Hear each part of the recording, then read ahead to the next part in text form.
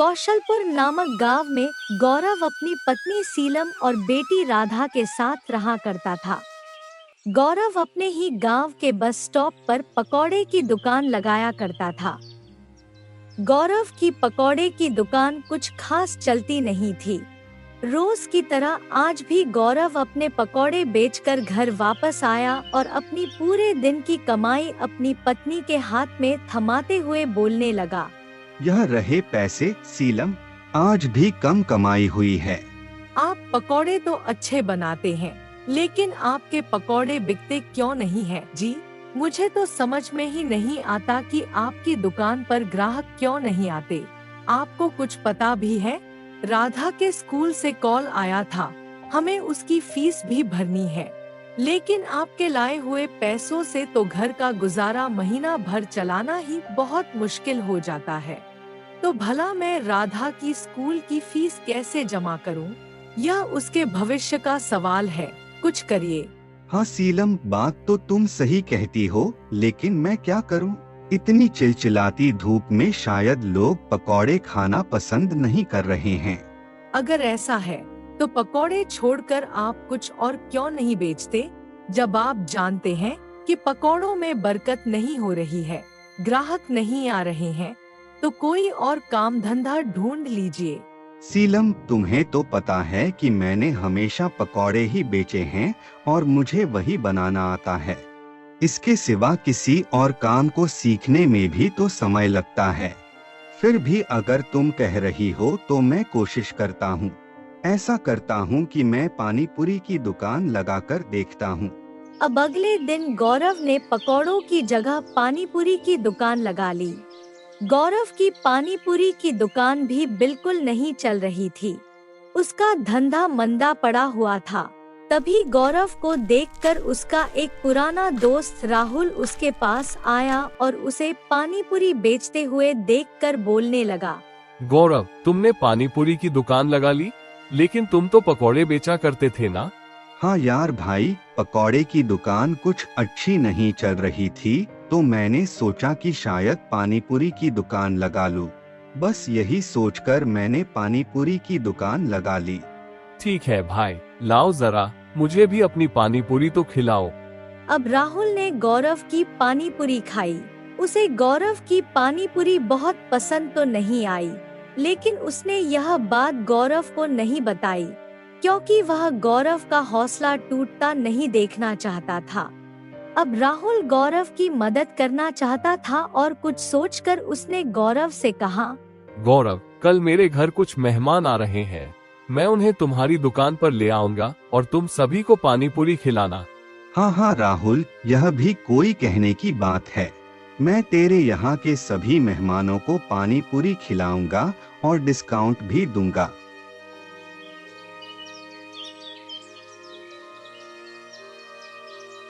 अब अगले दिन राहुल अपने घर के कई मेहमानों को गौरव की दुकान पर पानी पूरी खिलाने के लिए लेकर आता है।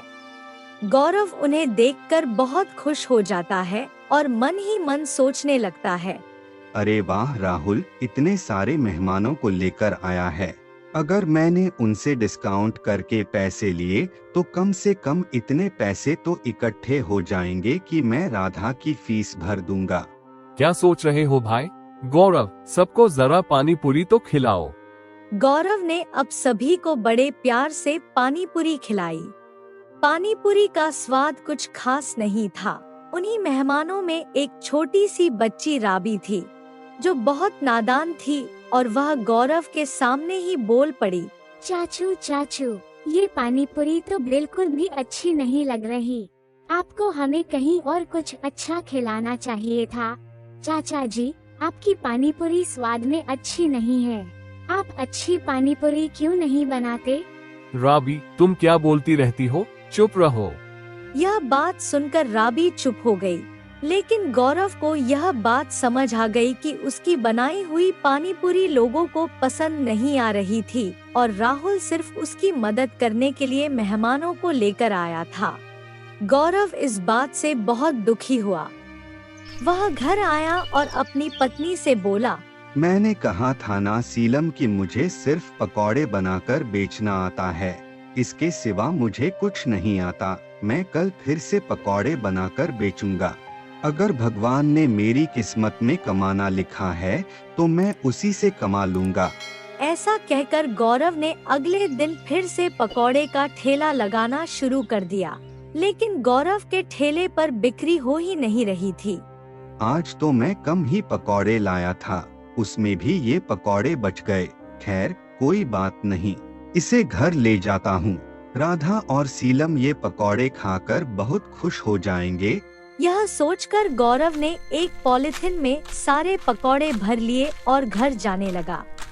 तभी रास्ते में उसे एक बूढ़ी माँ मिली, जो उसे देखकर बोली, बेटा 2 दिनों से कुछ नहीं खाया है, बहुत भूखी हूँ।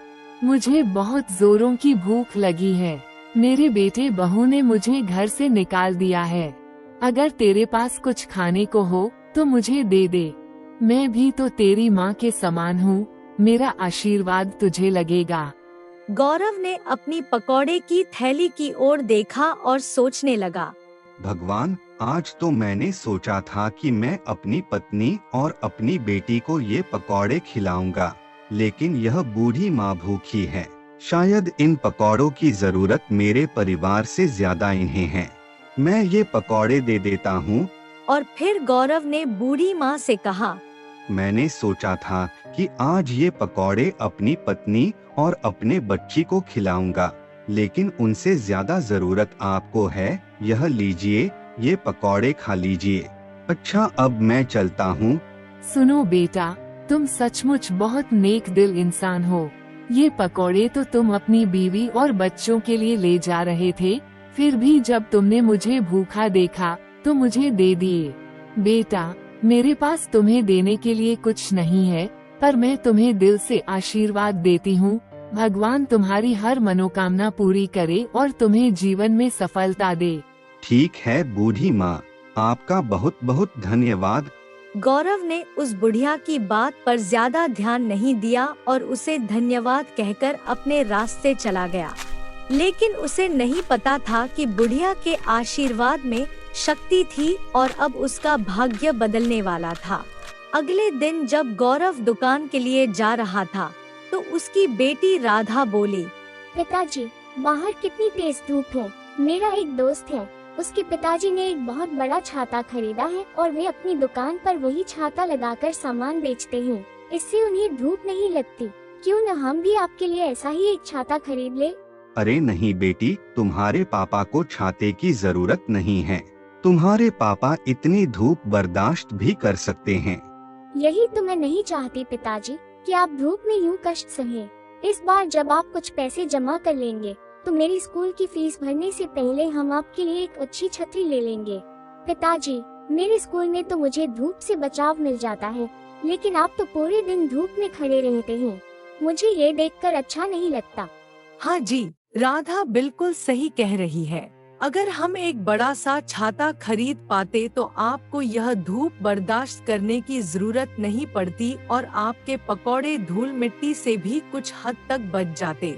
ठीक है सीलम, अगर मेरे पास कुछ पैसे जमा हुए तो हम एक बड़ा सा छाता खरीद लेंगे। अच्छा, अब मैं चलता हूँ।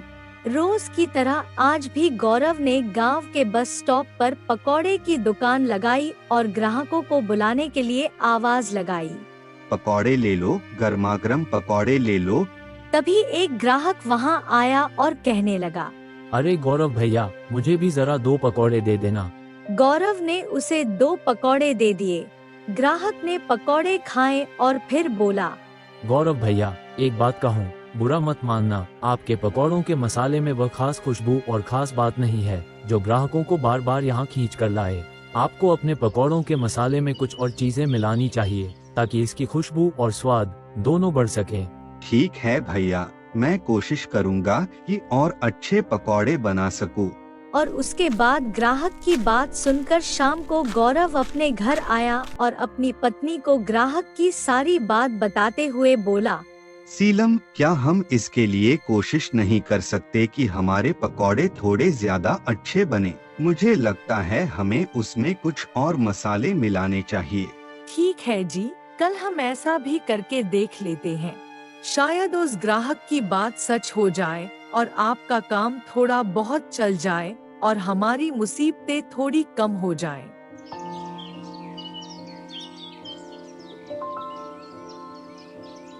अगली सुबह सीलम ने आलू में ज्यादा मसाले मिला दिए ताकि पकौड़े चटपटे बन सके और गौरव ने उन्हीं मसालों से पकौड़े तैयार किए। उसने एक ग्राहक को दिया।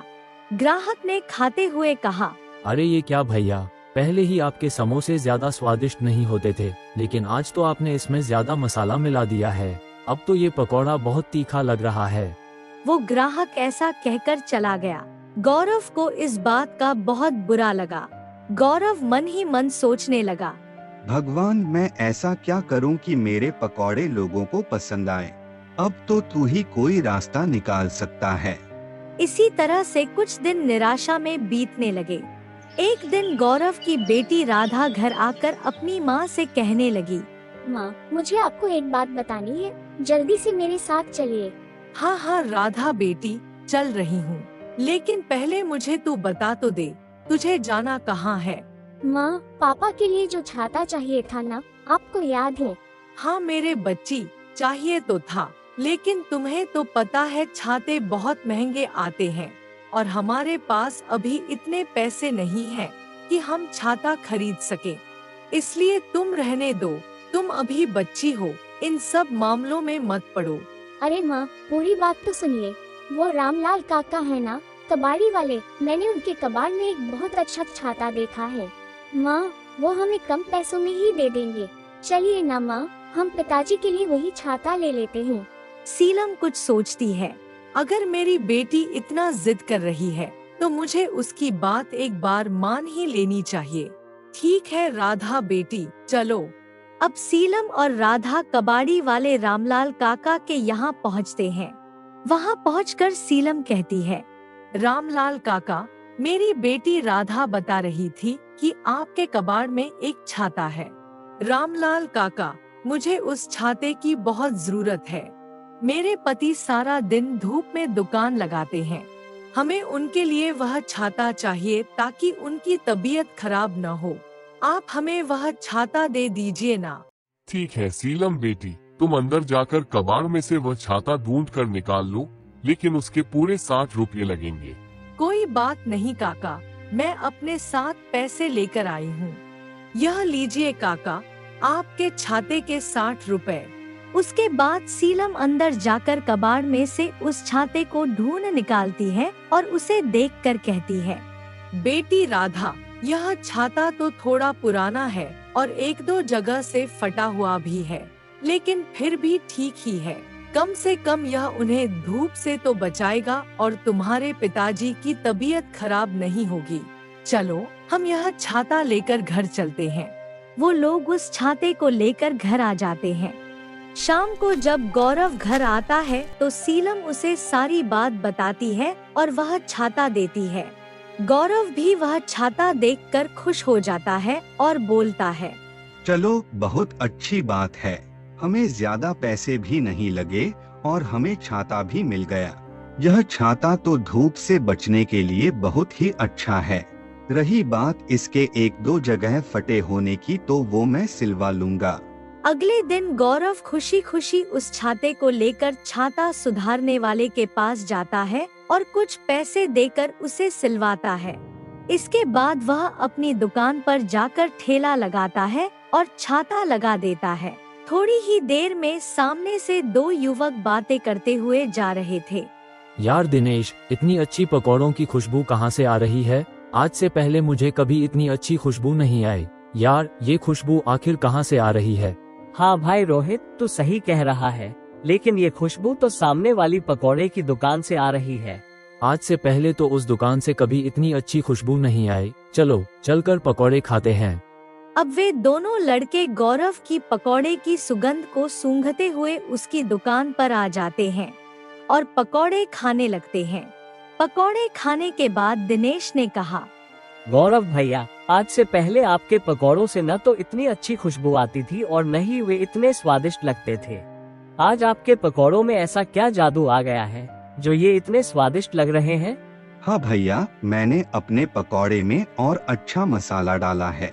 गौरव ने ऐसा कह तो दिया था, लेकिन वह मन ही मन सोच में डूबा हुआ था कि उसके पकौड़े में तो कोई बदलाव नहीं है। फिर ये लोग ऐसा क्यों कह रहे हैं? देखते ही देखते गौरव की दुकान पर भीड़ लग गई। उसके सारे पकौड़े बिक गए। गौरव आज बहुत खुश था क्योंकि कई महीनों के बाद उसकी अच्छी कमाई हुई थी। वह अपने घर आया और अपनी पत्नी को सारी बात बताते हुए बोला, सीलम, आज तो सारे पकौड़े बिक गए, बल्कि ग्राहकों की भीड़ कम ही नहीं हो रही थी, लेकिन मेरे पकौड़े खत्म हो गए थे। कल हमें 2 गुने पकौड़े बनाने होंगे। लगता है भगवान हम पर मेहरबान है। ठीक है जी, आप चिंता मत कीजिए। कल मैं दुगने पकौड़ों का मसाला और बेसन तैयार कर दूंगी। आप बस ऐसे ही मेहनत और लगन से काम करते रहिए। देखना, बाकी भगवान हमारे दिन फिर से बदल देंगे। ये सुनकर राधा बोली, अरे वाह पिताजी, आपकी पकौड़े की दुकान तो अब चल पड़ी है। इसका मतलब अब मेरी स्कूल की फीस भी भर जाएगी और मुझे नए कपड़े भी मिल जाएंगे। हाँ बेटी, तुम्हें सब कुछ मिलेगा, चिंता मत करो। अगले दिन गौरव ने दुगना मसाला और बेसन लेकर दुकान लगाई।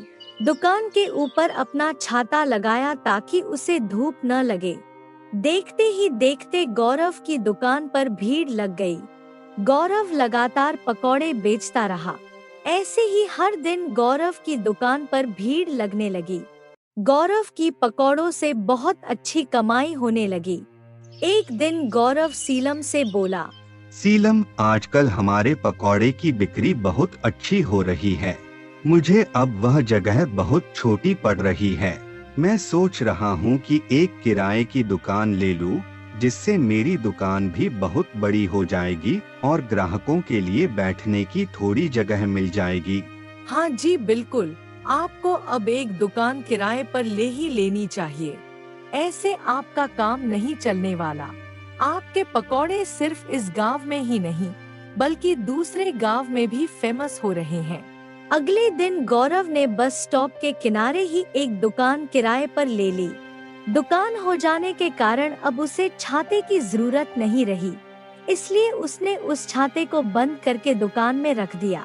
गौरव को लगा कि अब उसकी दुकान और भी बढ़िया चलेगी, लेकिन ऐसा कुछ नहीं हुआ। उल्टा होने लगा। धीरे धीरे ग्राहकों का आना कम हो गया।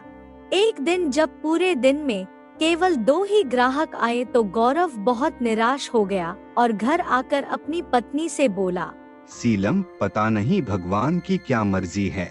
मैंने सोचा था कि मैं दुकान लूंगा तो दुकान में ग्राहकों की भीड़ और भी ज्यादा होगी, लेकिन ऐसा कुछ नहीं हुआ, बल्कि यह दुकान तो चल ही नहीं रही। अब तो इस महीने का किराया निकालना भी मुश्किल हो गया है। समझ नहीं आ रहा कि क्या करूं। इसमें समझना क्या है? हमने सोचा था कि किराए की दुकान लेने के बाद हमारी बिक्री और बढ़ जाएगी, लेकिन यह तो उल्टा और कम हो गई। अब हम दुकान का किराया कहां से भरेंगे? आप ऐसा कीजिए, आप किराए की दुकान छोड़ दीजिए और वापस बस स्टॉप पर जाकर अपनी दुकान लगाइए।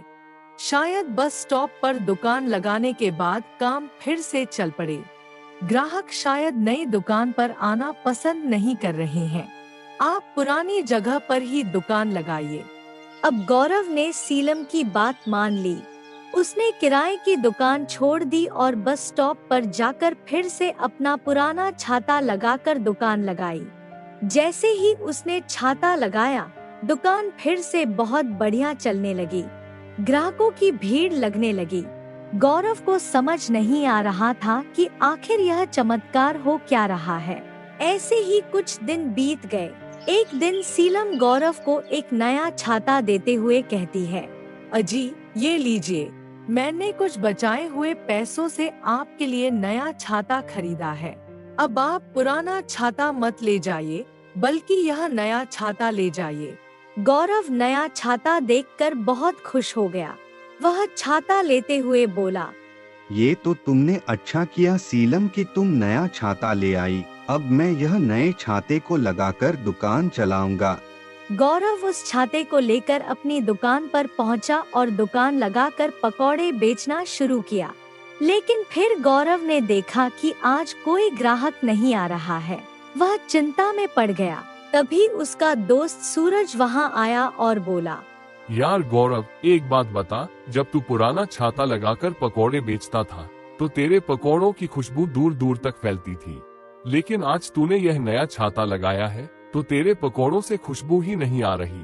कहीं इस नए छाते ने सारी खुशबू सूंघ तो नहीं ली?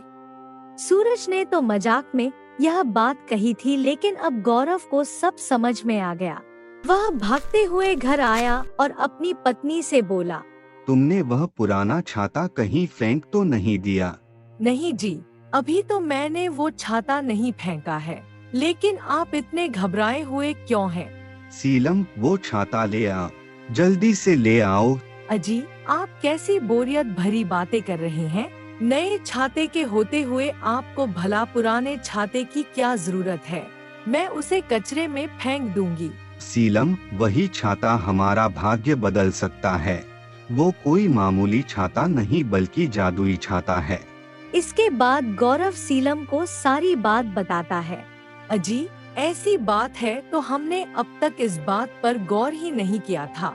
सच में वो छाता कोई मामूली छाता नहीं था, बल्कि एक चमत्कारी छाता था जिसने हमारी किस्मत को बदल दिया। मैं कितनी मूर्ख थी, अगर मैं उस छाते को फेंक देती तो। अच्छा हुआ कि अभी मैंने उसे नहीं फेंका। आप वो छाता लेकर अभी वापस अपनी दुकान पर चले जाइए। गौरव वापस अपनी दुकान पर जाता है और नया छाता हटाकर अपना पुराना छाता लगा देता है। गौरव की दुकान से फिर से पकौड़ों की खुशबू आने लगती है। देखते ही देखते ग्राहक फिर से इकट्ठा हो जाते हैं। इस तरह अब पुराने और चमत्कारी छाते के साथ गौरव का भाग्य भी बदल जाता है। कुछ ही महीनों की मेहनत के बाद वह अपनी कमाई से एक दुकान खरीदता है, लेकिन दुकान में वह हमेशा अपना वही पुराना छाता लगाए रखता है, क्योंकि वह सिर्फ एक छाता नहीं बल्कि उसका चमत्कारी भाग्यशाली छाता था।